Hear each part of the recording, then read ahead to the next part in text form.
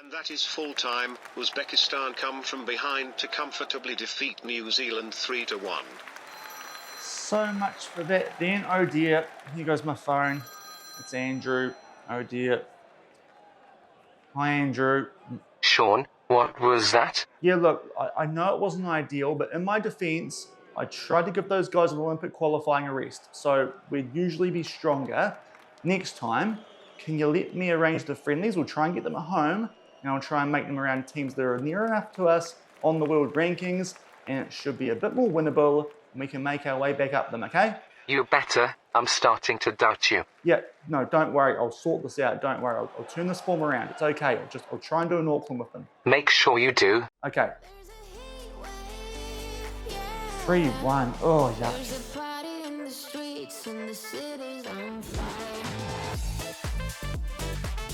Hello everyone and welcome to episode number 4 of the New Zealand Builder Nation here on Shaun Does FM with both AFC Auckland in the A-League and also the All Whites. And coming up today, we take on 2 of the other new teams to the A-League. First up, we take on the Darwin Cyclones at Mount Smart, and then off the back of that, we have a bus trip before we take on the Redcliffe Waves over in Australia. Also, an update on the most recent international window, which as you can see, top right corner, didn't go very well, and also an under-23 update because they've just finished their Olympic qualifying campaign. So if you're looking forward to all that coming up in today's episode, then do remember to go down below, leave a thumbs up on the video, and if you haven't done so already and are enjoying the new series here on the channel, also consider hitting that subscribe button and turning that notification bell on as well. It is greatly appreciated, but we'll play a couple of games off the back of yesterday's episode where we took on both the Brisbane Roar and Melbourne City. If you missed that one, I'll leave a link to it over in the top right corner. A couple of games since then, at least in terms of AFC Auckland. And as you can tell by that table position, still in 4th on the A-League, not too far from some continental football potentially for next season. Over in Asia, things have been going reasonably well for us here with this new A-League outfit, albeit not that many wins. We're actually starting to get into a bit of a run now of picking up draws off the back of those 2 in yesterday's episode, and that did continue first up when we did take on Melbourne Victory at Amy Park. We got off to a really poor start in this game too, conceded 2 goals inside the first half of that first half through Muckach and then through Eli Adams, but thankfully, once we put our wingers and also our central attacking midfielder onto attack, that definitely helped, and we came back in this game to pick up a 2-2 draw. As you can tell by the stats, definitely quite relieved to get something out of that game, because based on those stats, we definitely did not deserve to, but thankfully with that lower tempo, just being clinical enough with our chances in front of goal, and Tormin grabbed another goal to make it 2-1. Just off the back of us going 2-0 down and off the back of half-time, Hassan Jallo, he scores a goal and makes sure we walk away with something there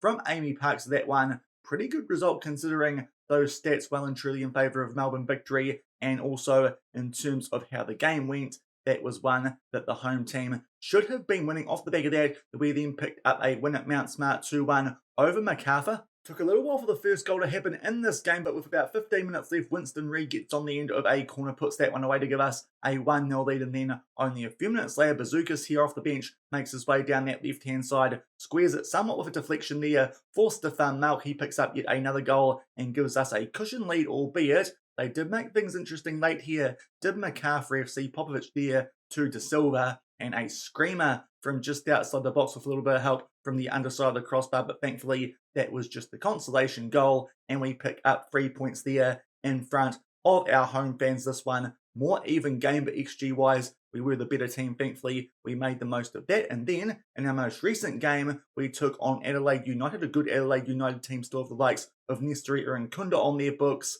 0-0 draw, away from home. I think this is a result that we will take, especially because it was a pretty even game, but shots on target in this one, we were very, very poor. Somehow Joe Gauci got man of the match despite the fact only 1 shot on target for our Auckland boys, but that was an okay result considering we weren't quite at our best. It is fair to say, and Adelaide United do have some pretty good players on their books, as I said, including the player that we signed back in our Wayne train save, the Plymouth Argyle one, Nesteri Irankunda. Interesting to see that transfer to Bayern Munich is actually programmed to go through in the game as well. Wasn't expecting that. Maybe that was done while we were trying to organise our squad at the start of the season. If it was, that was quite good, because that's exactly what's happening in real life. So Nesteri Irankunda won't have to deal with him too much longer, at least in terms of A-League football, but that a decent result considering we weren't that good in front of goal. So it does mean our only loss so far this season with the A-League team was that second one against the defending champions, the Central Coast Mariners, and it does mean we are in fourth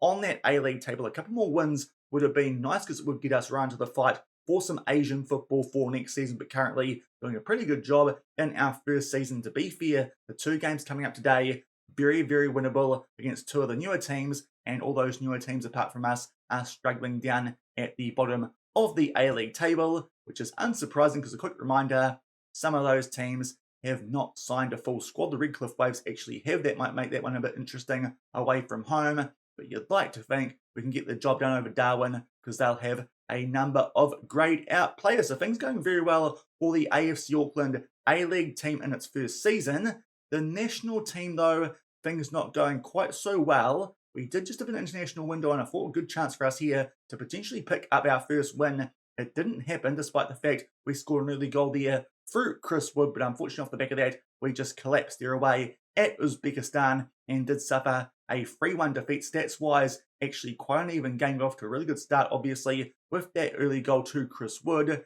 but then Uzbekistan, they ran us down either side of halftime, and that a disappointing result considering those guys are ranked only about 20 or so places higher than us on the world rankings. Also those defeats, because we also suffered a 3-0 one to Algeria, albeit that Algerian team absolutely stacked. I knew they had Marius, but they also have some really good other players there in the likes of Hussein Ouar as well as Amin Gari. It's a quite stacked Algerian team, to be fair. They pumped us in this game 3-0, and we didn't really ever look like getting close in that one, but Algeria do look like a very strong team at international level. So a disappointing international window for the senior team, albeit, as you might be able to tell, a few interesting selections for this window, partly due to injuries to a couple of players, but also just before this, the under-23s, they had some Olympic qualifying, and as you can see, they were using some players that we previously had selected for the full national team, and because of that, just wanted to give them a bit of a rest for that international window that we did have. So it did mean the likes of Lucas Kelly-Heald, as well as Tyler Bindon, Matthew Garbett, and Ben Wayne, they were not selected for the full national team in that most recent window. To be fair, the Wayne train we probably could have, because if we have a look at the fixtures that they did play during their Olympic qualifying campaign, they got through it fairly comfortably apart from the games in the semis and also the two that they did play against the Solomon Islands. So thankfully the New Zealand under-23s are off to the Olympics in 2024, off to Paris. Pretty comfortable, but they did have to go to extra time in the final. And Ben Wayne, and the only bit of football he played in this entire tournament, was not even put on the field for the group stages or these semis, but he came off the bench here for extra time and grabbed a goal in the 91st minute to make the most of that limited game time that he had, and he sent us through to the Olympics with that goal right at the start of extra time. As you can see, their stats-wise, definitely a game the New Zealand under-23s should have been winning a bit more comfortably. Also quite interesting to see there that Brian Turner, he's managing the New Zealand under-23s for us in the save, going with a 5-2-3, quite a narrow system compared to what we're trying to do, the same tactic we're using with the Auckland team, with the senior team, which is working quite well in the A-League, not so much for the national team, but thankfully those under-23s did get the job done, especially considering they did have a couple of our national team players, and also Nathan Lobo was away at this, and it did affect us in those last couple of games that we did play in the A-League as well, but thankfully got by just fine with Michael Neal and also Stefan Negro as our options in that AFC Auckland team. So thankfully the under-23 saving a few blushes from me in terms of the actual performance of the national team. Maybe from now need to start thinking about scheduling some friendlies against some teams a bit closer to us in terms of the world rankings. We'll just bring those up quickly. And after a bit of scrolling, there we are down in 103rd. We've dropped down one place off the back of those results so far, which does feel at times a little bit harsh, especially with that draw against Paraguay a couple of windows ago. But to be fair, some quite heavy defeats in that most recent block. It does mean we have now dropped below Congo, but hopefully we can start to schedule some friendlies against some teams, maybe like India or Lebanon, some teams that might be a touch more beatable, and that might help us just sneak our way up the rankings a little bit more and try and figure out something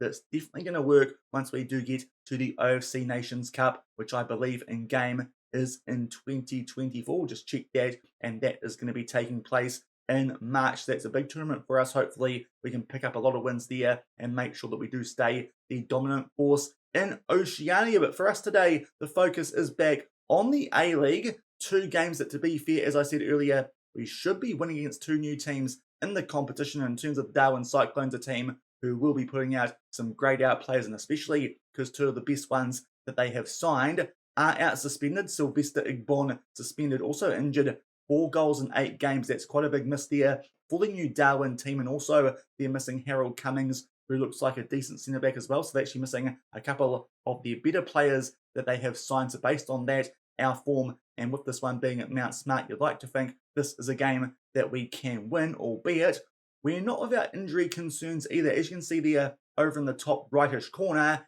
Adam Mitchell suspended and Winston Reed's out with a damaged neck. He suffered that in training. He's out for a further 2 to 4 weeks. To be fair, not the worst games to be missing against some teams that I'd like to think we should be beating anyway, but it does mean just one fit centre-back option for this first game in today's episode, and that is our youngster who is part Greek in Stephen Havalis. It does mean Nathan Lobo coming back from under 23 duty. He will play as a centre-back. Michael Neal can stay as the left-back. Also, Stefan Negro over Callan Elliott on a heavy workload and a couple of injuries as well in defensive midfield. That's why Taylor Tamer will start this upcoming game in that DM role. On our bench is nowhere near as good as it usually should be. There you can see we've actually got a greyed out centre back, but both Nick Sullivan and Louis Toomey are out with injury. Sullivan, he's on his way back from a hamstring strain, might not be fit for that second game today. Hopefully though, he will be. And Louis Toomey is currently out with a stub toe. He will definitely be back for that second game where we take on the Redcliffe Waves, but it does mean that bench a little bit weaker and a little bit lighter than I would like it to be, but still, considering the way that Darwin Cyclones have got underway here in the A-League this season, even with that quite weak centre-back pairing, I'm hopeful that we can get the job done here at Mount Smart. Also worth mentioning, Taylor Tamer, not the worst centre-back option if we do get an injury to one of Lobo or Havali's, 1.92 metres tall, but currently going to persevere with him as a defensive midfielder, but hopefully we can get the job done here first up in today's episode. Keep ourselves close to those continental qualifying positions as we take on Darwin at Mount Smart.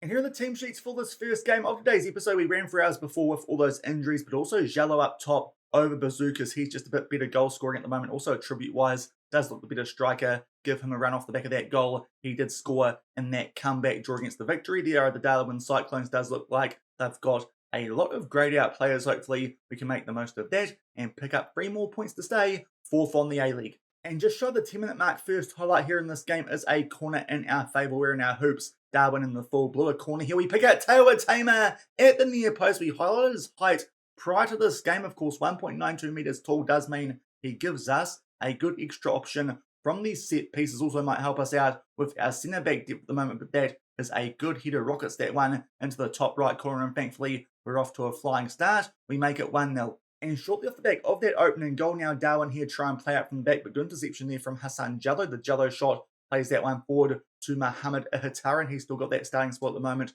over Jack Henry Sinclair. Just feel like he's been playing a bit better than Sinclair, still struggling to get a tune out of the former Wellington Olympic man, but we're in position here with this lower tempo. Play that back to Basilage. Now Havali's getting a bit of a run in the team with that injury to Winston Reed. Back on the ball here, picks out a Tamer off the back of that goal. He can find here Negro in space down that right-hand side, starts to make his way infield a little bit, plays that across to Oxborough. Decent chance there too, looking for that top left corner, but unfortunately that one's just wide. But an encouraging start with that 1-0 lead. Yeah. And just as we mentioned, the Devil only a few minutes off the back of that previous highlight and highlighting the fact that Mohamed Ihataran's doing a pretty good job for us out on that right wing. He picks up a red injury. Jack Henry Sinclair hopefully can find some form coming off the bench for him, force him to an early sub, only 20 minutes into this one. And about 10 minutes off the back of that injury to Ihataran, hopefully not too serious. We'll update on that before we come back for that second game where we take on the Redcliffe Waves. But Sinclair there was on the ball, but unfortunately Darwin do win that one off. A bit of a colour clash here with the kits. You can blame ChatGPT for that.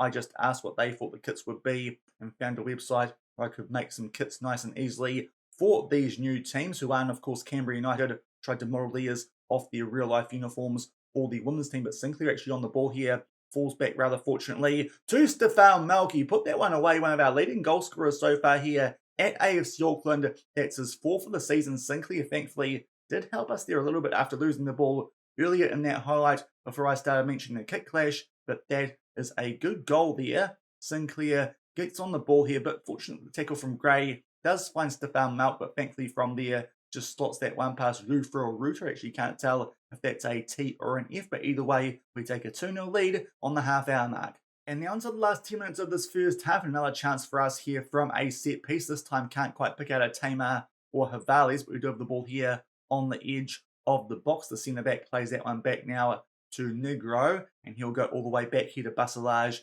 who's been solid so far, albeit don't know if he's had too much to do here in a game against this Darwin Cyclones team. But now Offspur starts to make his way forward. Played that forward to Tormeen, gets it back though, but fortunate that we keep the ball. Now floats this one far post for Jack Henry Sinclair. Good chance, but it's saved there from their goalkeeper, and then decent block from a defender. So Sinclair there with a chance to get into this game just a little bit more as the Redcliffe Waves, they are losing to Adelaide. Hopefully another winnable game for us second up in today's episode, but nothing doing from that corner, and we're still only 2 goals in front. And just before the halftime whistle can be blown, one more highlight here in this first half with this 2-0 leader free kick here just inside of our own half. Havales taking his time over this one, hopefully takes it short, and he does, and finds Negro, starts to make his way forward down that right hand side. Now Malk somewhat gets in behind, takes on the shot from a tight angle, but that is a good save there from that Darwin goalkeeper. I do believe the name might be Luther, but trying to press on here and grab a goal, which would surely put this game to bed before half-time and make it 3-0. Now Tormeen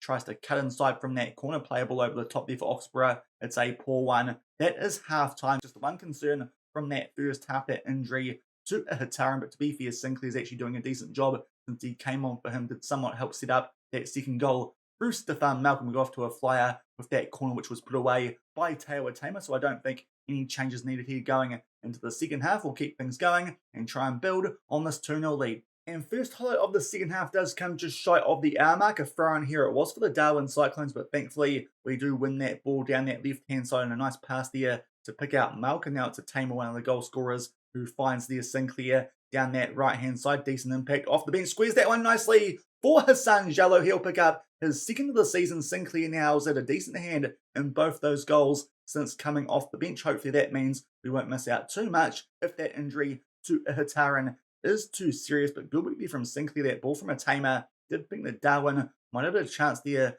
to win that ball back, but nice ball there. Jallo just sweeps that one home and makes it 3-0. Off the back of that, Gwevin Tormeen is only going a little bit fairly on a 6.4. So I think it might be time for us here to make a sub just to make sure that our top goal scorer so far here at Auckland is kept fresh. Gianni can come on for him, and Jallo can go out to that left-hand side off the back of taking what should be an unassailable 3-0 lead. And just making our way now to the last 15 minutes of this game, still with that 3-0 lead, should be 3 points coming up here for us at AFC Auckland, with a few players down to red hearts now. Negro can play defensive midfield, a Tamer down to a red. With that defensive midfield cover we have at the moment, we'll bring on Callan Elliott just to make sure we're safe there. Also, might bring on Marinovic or Basilage, just because why not? Because I don't think we've got many other options with these last couple of subs. And in fact, the name of that centre back we've got as an option today is Messenger. He can come on for the last couple of minutes of this game. That's all our subs used. We'll see what the young New Zealander can do late on in this game. And off the back of those last couple of subs,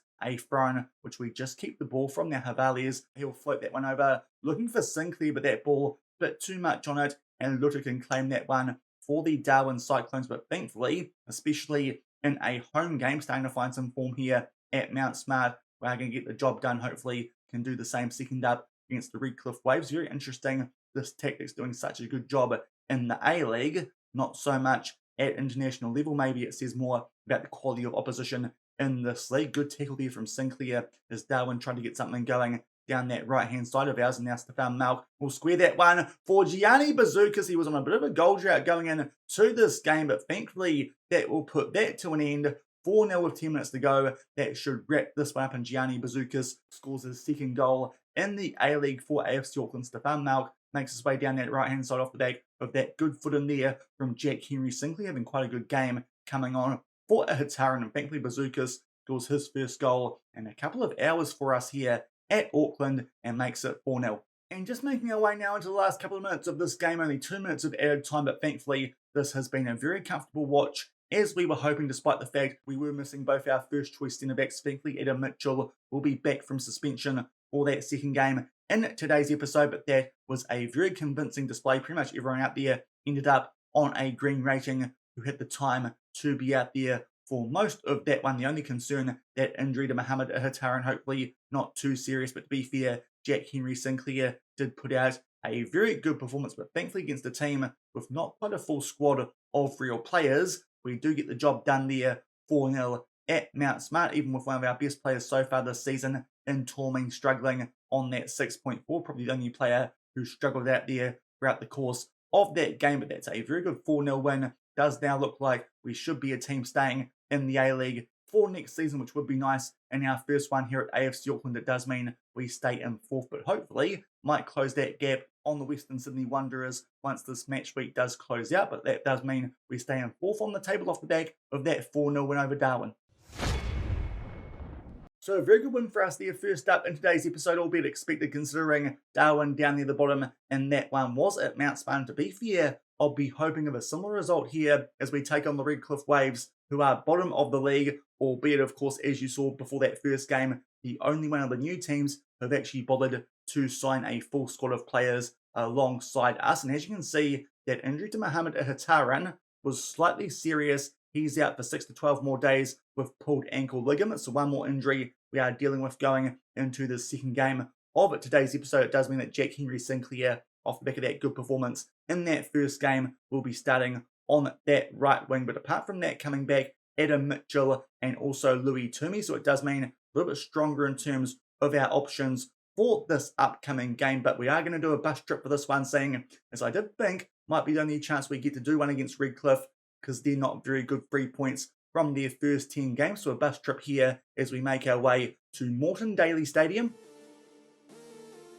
And a pretty short bus trip for us here for the second game of today's episode. Our only trip to Redcliffe this season, you would hope, and by the looks of it, our last one for a little while too. They do look like a team that will probably get relegated. The best hotel I could find here is the Oaks Redcliffe Long Como Suites, which is down there by the beach. So actually quite a nice spot for us here over in Redcliffe in Queensland. There's one of the images of it. Go for a little bit more decent looking rooms, I think it's fair to say, and a lovely pool that definitely looks like a sort of hotel that a football team should be staying at. A 5-minute drive. Now these days I'm not driving the bus, that was too many issues in our past couple of episodes. I think we'll just stop and look at some of the landmarks on the way, which to be fair, don't know if there's too many here in Redcliffe. But early on our journey, before we hit the first corner, we do go past one of the main landmarks here on our way to the stadium in Redcliffe, is the Redcliffe Museum. It kind of looks like a toilet block, honestly, but it's a solid little museum. Sure, it's plenty of fun. As you can see there, there's some stuff in the museum, but there's one of the landmarks in Redcliffe. To be fair, quite a small Australian town, so don't expect too much on this bus trip. Off the back of a right-hand turn, just past the museum, now we've got the Redcliffe Tennis Centre. To be fair, can't see too much from this angle, but no doubt some nice tennis courts somewhere there. You can see they've got lights. That it's not quite Rod Laver Arena, but it's a solid tennis park. Also up the road a little bit, I think it should be this way. Don't want to drive too much because, as I said, I've got lost the last couple of times I've tried to do this, but there should be somewhere a hockey place as well. And there was a hockey club, but unfortunately the views from the street weren't too great either of the hockey club. But a bit further up the road, we've got the Redcliffe Library. It's a library, so yep, there's the Redcliffe Library and the library gallery as well. So it's a multi-purpose facility about library things. Just around the corner from the library, next up we've got the Redcliffe State High School. Now to be fair, we're definitely in small town Australia here, because my local high school I went to when I was a kid, I'm not in a big town in New Zealand. This looks kind of like a primary school, but nonetheless, that is what the Redcliffe State High School does look like. Some nice little respect the community banners there, but it looks like a little bit of a small high school, that one. We'll keep making our way forward. I think just up the road here, there's a racetrack somewhere, but we'll keep going forward, and we shouldn't be too far away now from the stadium itself. And indeed, I think we've actually made our way here to the stadium, albeit need to actually find our way now to the ground itself. I presume that's it over there with the kind of stand, but we're actually going to have a look here at the Leagues Club. Over on the right there, there's a Coles supermarket. That's an Australian supermarket food chain with a little ratty type logo there. I'm from New Zealand, I'm not exactly too sure what that logo is, but now we'll try and make our way here past the Leagues Club once I figure out where that is. Of course, this is usually the stadium of the Redcliffe Dolphins, a new NRL team rugby league. But we want to try and get in here to the stadium. It's actually called Kayo Stadium now, not the Moreton Daily Stadium had a change off the back of some sponsorship for the NRL team. But here's the outside of the stadium. It's pretty low key, I think it's fair to say. But once we get inside, hopefully get a better look. But at the moment, it doesn't look like there's too much to look at here around the stadium where we are about to play probably our only game for a couple of years until these guys get themselves sorted out and actually can sign a bit of a better squad here for life in the Australian football pyramid. But there's a bit of a better view of the stadium from the other end of the ground, but still the stands are kind of going to get in the way, so I think now need to start looking on the inside. A couple of parking spots there, and also there is a little training ground there, which I think it says is the Dick Tosser Turner Complex, the home of Junior Dolphins. That sounds very, very dodgy, but okay, I won't judge it. But those first two things and Junior Dolphins could be misconstrued, but we'll keep going around the rest of the ground here and see if there's anything interesting on the outside like that was. And we found another car park, but no dodgy signs here about Dick Tossing and Junior Dolphins, so I think now we need to have a look at the inside of the ground as much as we can. And unfortunately it doesn't look like the street view here is the actual view from inside the stadium where we can stand in it, but there is the Moreton Bay / Kayo Stadium. As you can see, when it's actually packed, it does look like a half decent stadium there over in Redcliffe. There's a bit of a better view from the ground itself. If we're going to look here, we can't, but there you can see what it looks like from the inside of the stadium, just a little bit more, albeit most of the pictures are from rugby league games as you would expect. There's what the stadium does look like. Bit of an interesting turn there with the Dick Tosser Turner area for the young Dolphins. Not too sure about the judgment on that, but we'll come back shortly and hopefully pick up 3 more points when we take on the Redcliffe Waves from here. And here are the team sheets here from the stadium in Redcliffe. There are Redcliffe, as you can see, does look like they've got a couple of players there who are real, actually a couple of New Zealanders in that team, including Koulibaly in the midfield. They picked up a couple of youngsters. In terms of us, Cullen Elliott, Mitchell, as well as Sinclair come into the team for this one, but apart from that, pretty similar to the first game. Bottom of the league, you like to think this is a game that we can win. Also, we've got Toomey back on the bench as well as Nick Sullivan, so a bit more depth in defensive midfield, and hopefully against the team yet again in a pretty similar colour uniform to us, we can pick up 3 more points. And a very similar time point to the first game yet again, we've got a corner here. We try and pick out that time, I think it was Elliott from a corner. Might have even been a tamer again, but unfortunately that one comes off the post. Teo is still on the ball, but unfortunately Blackley does win that one off, and they pump that one deep. Unfortunately, can't quite make the most of the first chance this time around. Still 0-0, coming up the 15-minute mark here at the Moreton Daily / Kayo Stadium. But to highlight this time on the 15-minute mark, we try and make our way out from the back, but yet again doesn't look like we're taking on a team here who are putting out a couple of greyed out players, or just some players who aren't in the face pack. But now Stefan Malk does get in behind. Big chance for him there to try and beat Hurtado. Quite a good goalkeeper here for the Redcliffe Waves. We hit him on trial at Auckland before signing some local lads, but unfortunately there, missed chance for Malk. It's still 0-0, but now just past the 20-minute mark, it's a free kick in our favour. A tamer plays that one all the way back there to Michael Neal, still staying there at left back over Lobo. Just as I talk up Hurtado, that's a bit of a shocker there, it looks like, from him in goal, and Havales will score his first, I think, for AFC Auckland. Didn't look like any offside issues for that one, and thankfully that is the case. That's a weird goal because a tamer there with a long back pass. Then Michael Neal pumps this one deep. Hurtado comes out for it, doesn't quite get there, and it's put into the back of the net by Havales, his first goal for AFC Auckland to give us a 1-0 lead. And about 10 minutes off the back of that opening goal, now a free kick here in a dangerous position. They head that one clear, but only as far as the Jello shot in Hassan Jello. He starts to make his way infield, does the former HK man from Iceland. Now Elliott back there for Jello. Nice ball forward for Jack Henry. Sinclair puts it away, but don't think it's going to be his first goal for the club because the assistant referee on that far side did put his flag up. That would have been another good start, try and go into the sheds with a 2-0 lead yet again, but unfortunately that time it was correctly awarded as offside. We'll see here just how close that one was. Elliott back to Jello. It's a pretty close call. Not too sure about that one, but it's been ruled out. Still 1-0. Albeit shortly off the back of that, now a chance for us here yet again from a set piece. Mitchell this time at the near post. That one goes just over the top left corner, looking quite threatening so far from set pieces, at least in terms of today's episode. Another highlight off the back of that goal kick, and Sinclair is on the ball. We'll pick out Malk. Now Jello just outside the box, picks out Tormain. Apparently not offside this time, albeit are going to have to wait for a VAR check, but don't think they're in the top corner. The assistant referee put his flag up that time, and thankfully this time it will count. He will pick up another goal here. Will the Frenchman, he might be quite a useful player in a couple of years' time for the national team if we can keep him that long, but Guevin Tormain slots that one through after a good ball from Jello to pick him out, and quite a bit of space here. As you can see, he gets in behind the defence and is well and truly onside. 2-0, couple minutes shy of halftime. And indeed, that was it for the first half. And to be fair, that game's gone quite similarly so far compared to what happened earlier when we took on the Darwin Cyclones, but this time away from home. They have had some shots, though, have Redcliffe, but thankfully none on target. We've been fairly clinical of ours and going to the shed yet again with a 2-0 lead. And yet again, everyone out there on a decent ranking. No changes needed. We'll get the second half underway with that 2-0 lead.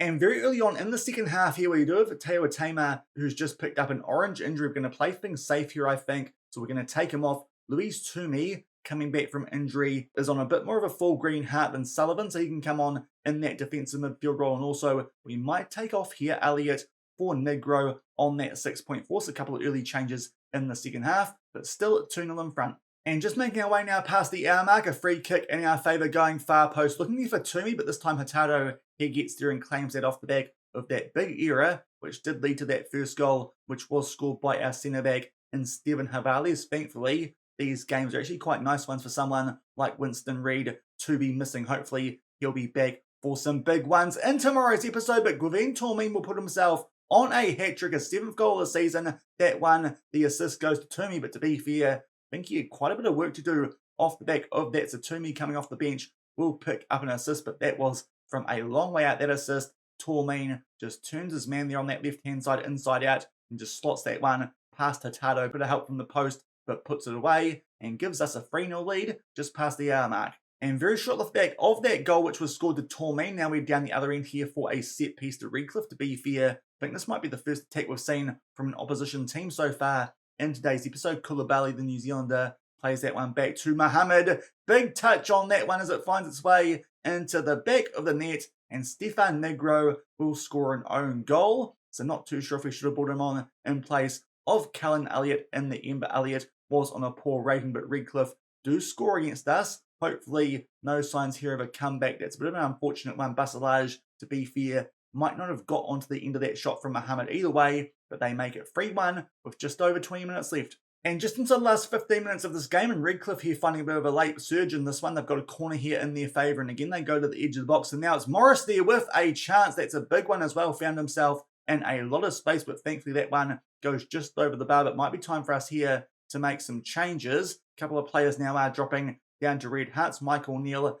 Nathan Lobo can come on for him, usually first choice, but on a heavy workload off the back of that Olympic campaign. Also Jack Henry Sinclair down to red heart. Bazookas can come on for him, and Jello we can try as a right winger and hopefully just hold on and make sure we pick up all 3 points here. And only a few minutes off the back of those subs, there is now a goal kick here. Hurtado will pump that one deep, and it is Redcliffe who do keep the ball. So a good late period here for Redcliffe as they try and find a way to get something from this game off the back of that own goal, which was scored by Negro. Now Polo makes his way down the right-hand side. Cully gets his head on the end of that one, beats Mitchell in there, but thankfully puts it well over the bar. But Redcliffe here with lots of chances late. Now Oxborough's down to red heart. Now last sub, I think Nick Sullivan will bring on a little bit of risk here, but hopefully one that he can handle these 10 minutes of football and just make sure we hold on. Redcliffe coming at us late, but thankfully we're still 3-1 in front, albeit now there's a goal kick here again to the Waves. They pump that one deep, and Kelly again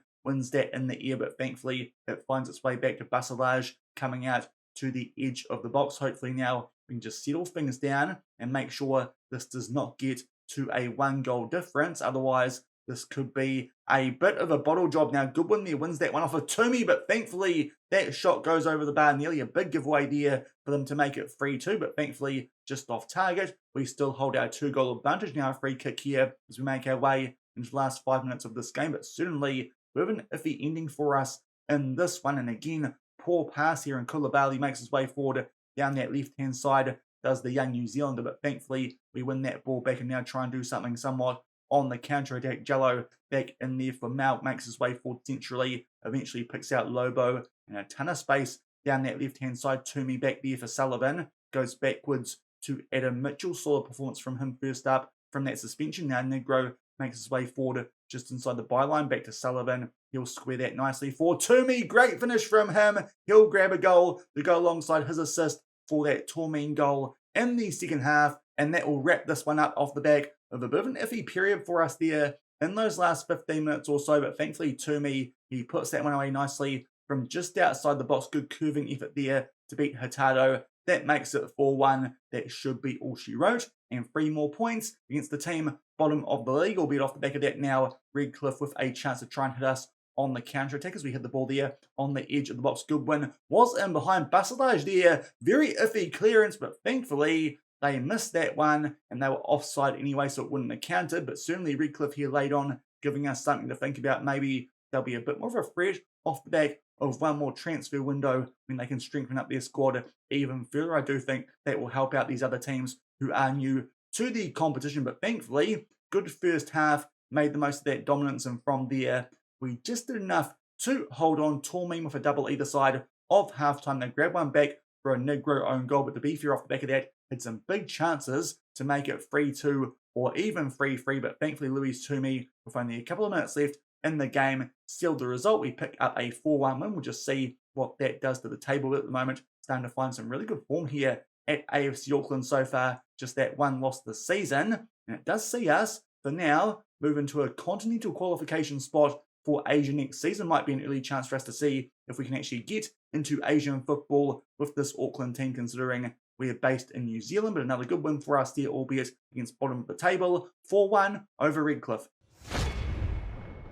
So job done in 2 games in today's episode, taking on 2 teams you'd expect us to beat considering where they were on the table. And thankfully we did get the job done, scoring 4 goals against both Darwin and against Redcliffe. Unfortunately still 4th on the table off the back of Sydney absolutely blowing away the Darwin Cyclones 8-1. That will be interesting to take those guys on. That will be in tomorrow's episode, as well as the team below that. It's our first New Zealand derby. We take on the Wellington Phoenix, who thankfully are starting to find a bit of form.